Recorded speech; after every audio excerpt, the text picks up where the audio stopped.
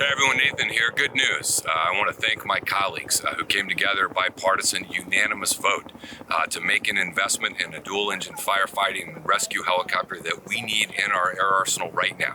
The vote was unanimous. We came together. We want to keep you safe. We want to make sure we are prepared and do everything we can to put ourselves in the strongest position. And so it's a positive step forward for San Diego, and we will keep looking for every single thing we need to do to best serve the public.